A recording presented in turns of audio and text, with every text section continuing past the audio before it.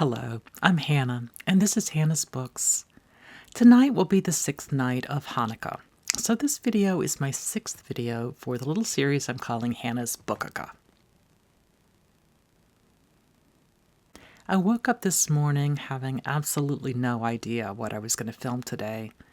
I still have several tags to do at some point, a couple of books I want to discuss in some detail, and perhaps two different literary cookbook discussions. But I woke up to a very cold morning when I just wanted to stay under the covers and read all day. Luckily, one of the first things I did when I woke up, while I was still wrapped in the blankets, is glance through my BookTube subscriptions. The first video in my feed was a short one from the warm and thoughtful booktuber Karen Evans, who has just created a really nice tag, the Mirror and Windows tag. It immediately got me thinking and inspired me enough that I got out from under the covers, made myself a cup of coffee, and started outlining what I might say in response. Karen is getting at the heart of what books can do, I think. Mirrors can help us see ourselves. Perhaps a particular character seems just like us, or perhaps the setting or plot line reflects places we know well, or particular experiences we've had. When we read this kind of mirror book, we do something more than just see ourselves reflected back, though. We start to understand all the particulars of what makes us similar, and also occasionally a little different from our mirror. Mirrors like this also give us a chance to analyze ourselves in some way, as we think about why a particular character makes a particular decision, etc. Books that serve as windows, on the other hand, help us see into people or situations or even whole worlds we might not be as familiar with. Windows broaden our horizons and open us up to perspectives very different from our own. We get to expand what we feel and what we know beyond what we actually might feel or know before we crack the spine. As I was thinking about my answers, I kept thinking of authors rather than characters or plots that always feel like mirrors to me, or perhaps at least siblings to me. George Eliot, who I've only started reading relatively recently, sometimes shares a part of me, and Eudora Welty shares some of another part. Perhaps I just love these two authors enough that I'm projecting the idea that I am like them in some way. But the author I want to mention today for this tag is one that several other people have compared me to over the years. She's an author who is in many ways very different from me. Although we both grew up in the U.S. South, she is black and I am white. And although we both married Jewish men from New York, and each chose to have only one child, her marriage also had all the difficult pressures of interracial marriage in the late 1960s, which was still illegal in much of the South. My marriage only had the much lighter pressures of regional cultural differences, rather than interracial barriers. And those mild cultural differences were even milder in the mid-1990s, when I got married, than they were in the 1960s. This author, Alice Walker, is a very famous writer of fiction, as well as poetry and essays. I am a barely known writer of academic history, and now a handful of book reviews. Still, Alice Walker feels like a mirror in many ways. When many of my bookish friends read Walker's collection of essays, In Search of Our Mother's Gardens, several of them suggested the book to me, saying that she approached the world as I did. Although Alice Walker has taken far more public stances than I ever have, and has taken far larger risks and had far larger impacts in her work for social justice than I ever have, fundamentally she too is a quiet and gentle person whose instinct is to foster understanding and even the expression of love rather than to incite conflict. In that collection of essays, she introduced me to the term womanist, a term explicitly referring to black women. Alice Walker says that womanism is to feminism as purple is to lavender, that is, it goes deeper. Although the word was new, the thought behind it was touching something many of us already knew. I would never apply the label womanist to myself as a white woman, but it nevertheless resonates in me deeply. An idea of activism around issues of gender oppression crossed with an awareness of the experiences of other kinds of oppression, as well as with the experiences of culture and history.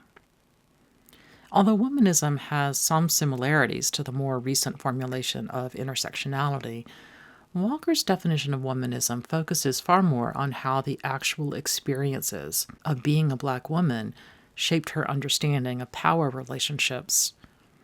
Intersectionality, on the other hand, proposed that feminism should consider how various other categories of identity interact in the structure of oppression.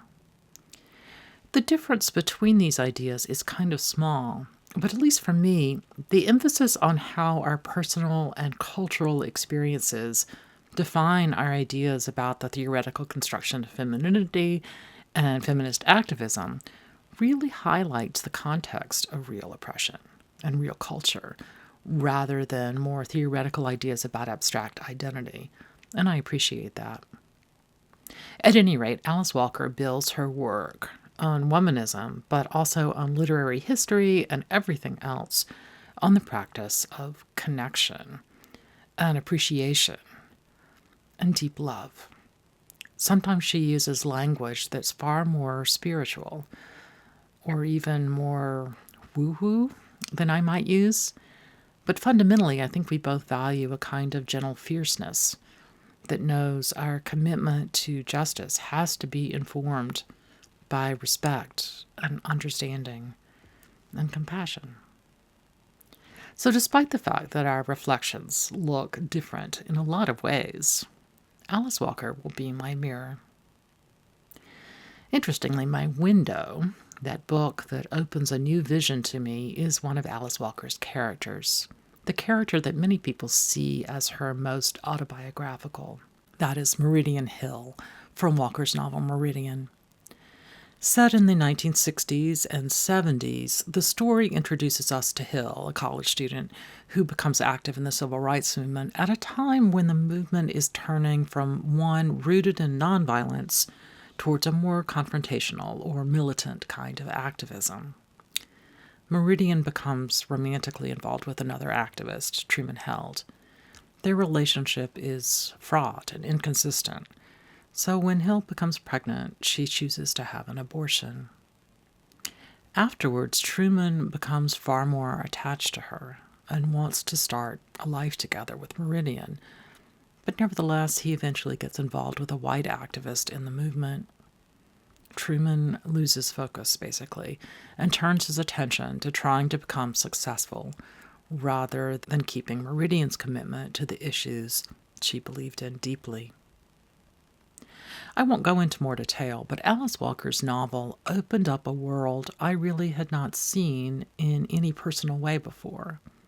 I had heard my parents' stories about their experiences in the earlier days of the civil rights movement in the 1950s and early 1960s. They were white Southerners who were actively involved in the work of the movement, acting against what their parents believed and participating in protests that exposed them to the hatred of other white Southerners and sometimes to potential violence. What they did was brave and unbelievably inspiring to me. Nevertheless, they had the privileges and protections of white people, not just culturally, but also financially and even legally. I also heard stories from their black friends and fellow protesters. But they, too, were participating in the early days of the civil rights movement in the South, when Martin Luther King's rhetoric of nonviolence created a different set of perspectives from the kinds of experiences Meridian Hill was living.